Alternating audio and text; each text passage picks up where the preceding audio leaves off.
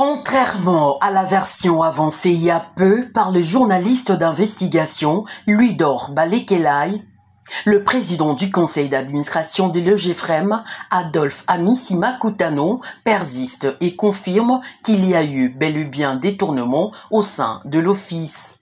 Et comme il a demandé quiconque pouvait avoir une contradiction, je l'ai contredit. Je lui dis clairement il y a eu bel et bien détournement à l'Office de gestion du fret multimodal par rapport à la somme dont vous avez fait allusion, les 417 000 $, qui n'a pas respecté la procédure, qui n'a pas été retracé au sein de l'OGFREM.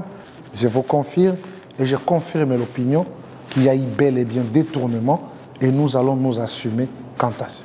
Adolphe Amissi-Makutano en veut pour preuve ce qu'il appelle la reconnaissance de fait par le directeur général lui-même. Et quand il y a eu une équipe des administrateurs qui sont allés à la direction générale, il a avoué lui-même les DG. Non, il y a un avocat qui a mené des démarches de recouvrir l'argent illégalement. Il a reconnu. Mais in fine, il dit non, je ne connaissais pas. Mais dans les écrits, dans les documents, on nous a brandi les documents où lui-même a accepté. Qu'est-ce qu'on peut dire? Qui est le numéro 1? Le directeur général, c'est un coordonnateur.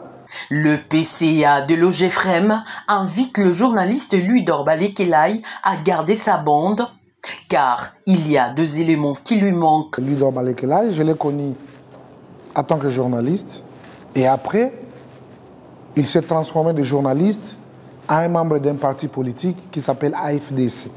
Je ne m'attaque pas au parti politique, mais c'est ça sa casquette, parce qu'il fut aussi candidat député national, il n'a pas été élu, et par conséquent, je vois, il s'invite à ces débats. Par conséquent, je le mets à défi.